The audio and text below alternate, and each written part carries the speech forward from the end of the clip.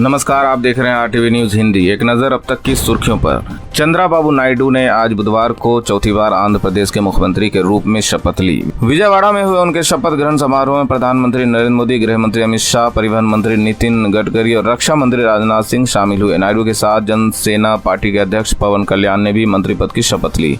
उन्हें राज्य का उप मुख्यमंत्री बनाया गया। कुल 24 नेताओं ने मंत्री पद की शपथ ली है, जिसमें चंद्रबाबू नायडू के बेटे नारा लोकेश भी शामिल है। बता दें कि आंध्र प्रदेश में लोकसभा चुनाव के साथ ही विधानसभा चुनाव भी हुए थे। टीडीपी, जनसेना और बीजेपी वाले एनडीए गठबंधन ने 175 विधानसभा सीटों में से 164 सीटों पर जीत दर्ज की थी। जम्मू कश्मीर में हुए हालिया आतंकी हमलों पर कांग्रेस नेता गुलाम अहमद मीर ने कहा कि ये घटनाएं बहुत दुखद है। रियासी में शिवखोरी के पास बड़ी घटना हुई जब श्रद्धालु वैष्णो देवी मंदिर जा रहे थे। उसके बाद और भी घटनाएं हुई। ये घटना अचानक नहीं हुई है, ये पिछले 5 सालों से हो रहा है, जब से सरकार ने जम्मू कश्मीर के बारे में फैसला लिया और केंद्र ने सारा नियंत्रण अपने हाथ में ले लिया। जम्मू कश्मीर में हुए आतंकी हमलों पर कांग्रेस नेता राहुल गांधी ने भी केंद्र की मोदी सरकार को घेरा है। उन्होंने कहा कि बधाई संदेशों का जवाब देने में व्यस्त नरेंद्र मोदी को जम्मू कश्मीर में निर्ममता से मौत के घाट उतार दिए गए श्रद्धालुओं के परिवार की चीखें तक सुनाई नहीं दे रही। कांग्रेस नेता ने कहा कि रियासी, कठुआ और डोडा में पिछले 3 दिनों में 3 अलग अलग आतंकी घटनाएं हुई हैं, लेकिन प्रधानमंत्री अभी जश्न में मगन हैं। देश जवाब मांग रहा है, आखिर भाजपा सरकार में आतंकी हमलों की साजिश रचने वाले पकड़े क्यों नहीं जाते। कांग्रेस नेता गौरव कोगो ने प्रधानमंत्री मोदी पर निशाना साधते हुए कहा कि जब तक मोदी प्रधानमंत्री हैं, मुझे नहीं लगता कि संसद के प्रति उनका दृष्टिकोण बदलने वाला है। वे अब भी दबाव बनाने, निलंबित करने, अयोग्य ठहराने की कोशिश करेंगे। लेकिन हाँ, फुटबॉल की तरह जहां पहले 3 डिफेंडर थे, अब हमारे डिफेंडर की दीवार बड़ी और अधिक मजबूत है। यही विपक्ष की भूमिका है और यही जनता हमसे उम्मीद करती है। इसलिए जनता ने हमें वोट दिया और हम जनता की उम्मीदों पर खड़े उतरेंगे। नीट यूजी 2024 के रिजल्ट पर जारी विवाद के बीच कांग्रेस नेता अजय राय ने कहा कि पहले उत्तर प्रदेश में पेपर लीक की घटना होती थी। उत्तर प्रदेश में 19 पेपर लीक हो चुके हैं। नीट में जो हुआ वो वास्तव में दुर्भाग्यपूर्ण है और इन परीक्षाओं को आयोजित करने वाले संगठन और सरकार पर भी सवाल उठाता है। दिल्ली जल संकट को लेकर जल मंत्री आतिशी ने मुख्य सचिव को पत्र लिखा है। दरअसल जल संकट से जूझ रही दिल्ली को देखते हुए केजरीवाल सरकार ने सभी जोन में एडिशनल डिस्ट्रिक्ट मजिस्ट्रेट और डिविजनल मजिस्ट्रेट स्तर के अधिकारियों को तैनात किया है। इनके साथ तहसीलदारों की एक टीम और दूसरे अधिकारी भी होंगे। ये क्विक रिस्पांस टीम के तौर पर काम करेंगे। ये टीमें पानी की समस्या और वाटर टैंक की शिकायत मिलने पर उसका तुरंत समाधान करेंगे। और अब इसी मामले में आतिशी ने मुख्य सचिव को पत्र लिखकर उनको ये सुनिश्चित करने का निर्देश दिया है। ये टीमें मुख्य जल वितरण तंत्र की निगरानी करेंगे और उसका निरीक्षण करेंगे। साथ ही ये टीम मुख्य जल पाइपलाइन का निरीक्षण कर ये भी सुनिश्चित करेंगे कि कहीं पानी का लीकेज न हो और अगर पानी कहीं लीक हो रहा है तो उसे 12 घंटे के अंदर जरूर ठीक कर लिया जाना चाहिए। आतिशी ने यह भी निर्देश दिया कि क्विक रिस्पांस टीम इस मामले में जो भी निरीक्षण या कार्रवाई करेगी, उसकी रिपोर्ट रोजाना उनके ऑफिस में शाम 5 बजे तक जमा कराई जाएगी। दिल्ली जल संकट मामले में सुप्रीम कोर्ट ने टैंकर माफिया पर सवाल उठाए और दिल्ली सरकार से पूछा कि क्या टैंकर माफिया के खिलाफ कोई कदम उठाया गया है या कार्रवाई की गई है। अब इसी मामले पर शिवसेना यूबीडी सांसद प्रियंका चतुर्वेदी की भी प्रतिक्रिया आई है। प्रियंका चतुर्वेदी ने कहा कि ये दुखद है कि केंद्र सरकार और राज्य सरकार के आपसी राजनीतिक झगड़ों का भुगतान आम जनता को भुगतना पड़ रहा है और इन सब में सुप्रीम कोर्ट को हस्तक्षेप करना पड़ रहा है। क्या केंद्र सरकार तमाशा देखने वाली सरकार है? क्या केंद्र राज्य को मदद नहीं कर सकती? ये उस दौर की याद दिलाता है जब कोविड की स्थिति थी। मैं उम्मीद करती हूँ दोनों अपने राजनीति को खत्म करके इस समस्या का समाधान करेंगे। जम्मू कश्मीर के कठुआ से लेकर सैदा सुखल गाँव में चरमपंथियों ने कल मंगलवार को हमला कर दिया। मीडिया रिपोर्ट्स के मुताबिक यह गाँव पाकिस्तान की सीमा के पास स्थित है। जम्मू पुलिस के मुताबिक इस हमले में एक आम नागरिक घायल हुआ और एक संदिग्ध पाकिस्तानी मारा गया। जम्मू क्षेत्र के अतिरिक्त पुलिस महानिदेशक आनंद जैन ने मीडिया को बताया कि रात करीब 8 बजे सैदा सुखल गांव में 2 आतंकवादी जो सीमा पार से हाल ही में घुसपैठ करके आए थे, उन्होंने कई घरों से पानी मांगा। इससे लोगों को संदेह हुआ और लोगों ने अपने दरवाजे बंद कर लिए।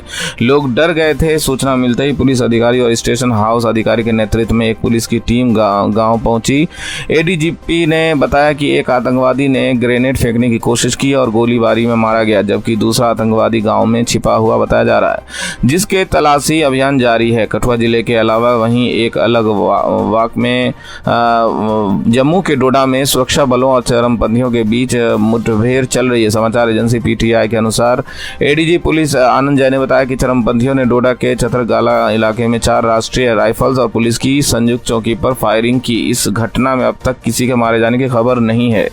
सुरक्षा बलों द्वारा इलाके की घेराबंदी कर दी गई है। गजा और इजराइल में युद्ध विराम को लेकर अमेरिका ने यूएनएस में एक प्रस्ताव पेश किया था। इसमें शुरुआत में 6 सप्ताह तक युद्ध विराम करने की बात कही गई थी और दूसरे फेज में युद्ध विराम अस्थायी कर दिया गया। इसके अलावा इसमें गाजा में दोबारा निर्माण कार्य शुरू करने की बात कही गई। अब इस प्रस्ताव पर इजराइल ने तो सहमति जताई थी, लेकिन हमास के जवाब का इंतजार किया जा रहा है और अब इस प्रस्ताव पर हम की भी प्रतिक्रिया आई है। हमास का कहना है कि वो इजराइल की प्रतिबद्धता चाहते हैं। ये युद्ध विराम अस्थायी को हमास ने अपने बयान में गजा में लड़ाई को पूरी तरह से रोकने का आह्वान किया। हमास और उसके सहयोगी ने कहा कि ये प्रतिक्रिया हमारे फिलिस्तीनी लोगों के हितों को प्राथमिकता देती है और हम गाजा पर चल रहे हमलों को पूरी तरह से रोकने पर जोर देते हैं। दोनों ग्रुप ने कहा कि वो इस युद्ध को खत्म करने पर समझौते पर पहुंचने के लिए सकारात्मक रूप से बातचीत के लिए तैयार हैं। राजस्थान की बांसवाड़ा सीट पर दिग्गज नेता महेंद्रजीत सिंह मालविया को हराकर बड़ी जीत दर्ज करने वाले भारत आदिवासी पार्टी सांसद राजकुमार राउत इन दिनों काफी चर्चा में बने हुए हैं। दरअसल एनडीए की सरकार बनने के बाद कुछ दिन पहले चर्चाएं चली थी कि राजकुमार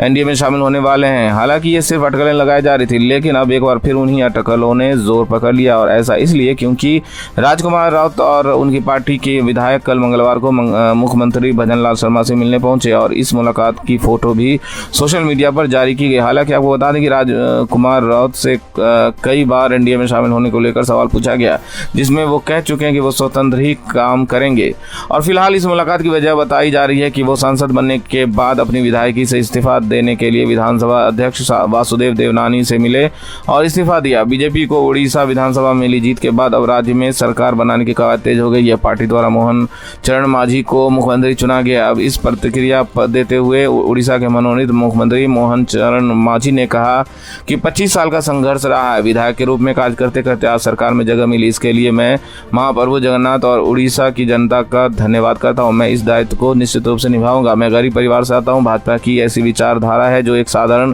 कार्यकर्ता को बड़ी जिम्मेदारी देती है। हम गरीबों की सेवा करेंगे और उड़ीसा के लोगों का विकास करेंगे। राज्य में डबल इंजन की सरकार आ गई है और अब हम उड़ीसा के लिए प्रस्तावित संकल्प पत्र के अनुसार काम करेंगे। हम लोगों की सेवा करने के लिए अच्छे से अच्छा काम करेंगे। दिल्ली जल संकट के बीच आम आदमी पार्टी नेता और पर्यावरण मंत्री गोपाल राय ने कल मंगलवार को ग्रीष्मकालीन कार्य योजना और वृक्षारोपण अभियान के संबंध में दिल्ली सचिवालय में बैठक की। इस बैठक के बाद आप नेता ने कहा कि पिछले 2 महीने से आचार संहिता के कारण गतिविधियां काफी धीमी थी। आज हमने पर्यावरण और वन विभाग के अधिकारियों के साथ बैठक की है। इसमें निर्णय लिया गया कि इस साल भी हम समर एक्शन प्लान बनाएंगे और इसके तहत सरकार अपने काम को आगे बढ़ाएगी और इसके लिए 13 जून को सभी संबंधित विभाग की दिल्ली सचिवालय में बैठक बुलाई गई। इस दिन हम अपना समर एक्शन प्लान जारी करेंगे। नीट यूजी 2024 के रिजल्ट को लेकर विवाद जारी है। इस पर प्रतिक्रिया देते हुए शिवसेना यूबीडी विधायक आदित्य ठाकरे ने कहा कि हर एक क्षेत्र में ऐसा ही खेल चल रहा है। जहां तक नीट की बात है तो हम यही कहते आए हैं कि चाहे राज्य या राष्ट्रीय स्तर की जो सार्वजनिक परीक्षाएं होती है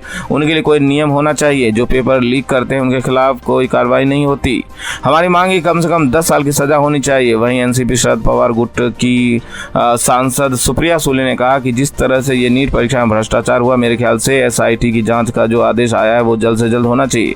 बच्चों को जिस तरह से परेशान किया जा रहा है उसके बारे में शिक्षा मंत्रालय को सोचना चाहिए। ये पूरी नाकामी केंद्र सरकार की है। नीट परीक्षा में हुई कथित धांधली पर कांग्रेस नेता अजय कुमार ने कहा कि नीट परीक्षा मोदी सरकार का एक और घोटाला साबित हुई है। हरियाणा के एक परीक्षा केंद्र से 60 से 70 छात्रों ने टॉप किया। कांग्रेस नेता ने कहा कि मोदी सरकार ने साबित कर दिया कि प्रतियोगी परीक्षा सिर्फ पैसे वालों के लिए है। गरीब परिवार के छात्र जो संघर्ष कर रहे हैं उनके साथ धोखा हुआ है। इस मामले की न्यायिक जांच होनी चाहिए। उन्होंने कहा कि तमिलनाडु का रुख बिल्कुल स्पष्ट है और हम इस रुख का समर्थन करते हैं। मुझे लगता है कि हर राज्य को इसके बहिष्कार की मांग करनी चाहिए। दरअसल आपको बता दें कि तमिलनाडु में नीट परीक्षा पर प्रतिबंध लगाने की मांग की गई है। लोकसभा चुनाव संपन्न होने और एनडीए की सरकार बनने के बाद प्रधानमंत्री मोदी ने एक्स पर ट्वीट किया है कि चुनाव चुनाव प्रचार के दौरान पूरे भारत में लोगों ने मेरे प्रति स्नेह के प्रतीक के रूप में अपने सोशल मीडिया पर मोदी का परिवार जोड़ा। इससे मुझे बहुत ताकत मिली। भारत के लोगों ने एनडीए को लगातार तीसरी बार बहुमत दिया है, जो एक तरह का रिकॉर्ड है, और हमें अपने देश की बेहतरी के लिए काम करते रहने का जनादेश मिला है। पीएम मोदी ने आगे कहा कि हम सभी एक परिवार हैं। ये संदेश प्रभावी ढंग से पहुंचाए जाने के बाद मैं एक बार फिर भारत के लोगों को धन्यवाद देना चाहूंगा और अनुरोध करूंगा कि अब आप अपने सोशल मीडिया से मोदी का परिवार हटा दें। प्रधानमंत्री मोदी का परिवार वाले ट्वीट पर तंज कसते हुए कांग्रेस नेता दिग्विजय सिंह ने कहा कि मोदी का परिवार तो बन चुका है, जितने भी भ्रष्ट लोग हैं वो इस परिवार का अंग बन चुके हैं। इसके साथ ही दिग्विजय सिंह ने आरएसएस प्रमुख मोहन भागवत के बयान पर प्रतिक्रिया देते हुए कहा कि मैं मोहन भागवत से अनुरोध करूंगा कि पीएम मोदी को भी ज्ञान दें। दरअसल आपको बता दें कि आरएसएस प्रमुख मोहन भागवत ने अपने हालिया बयानों में कई ऐसी बातें कही जिन्हें भाजपा के लिए तीखी टिप्पणी और तंज के रूप में देखा जा रहा है। उन्होंने कहा कि विपक्ष प्रतिपक्ष है, विरोधी नहीं, उनका सामना होना चाहिए। इसके साथ ही आरएसएस प्रमुख ने यह भी कहा कि जो मर्यादा का पालन करे, अहंकार न करे, वही सच्चा सेवक है। अभी के लिए बस इतना ही। बाकी खबरों के लिए बने रहिए आरटीवी न्यूज़ हिंदी के साथ।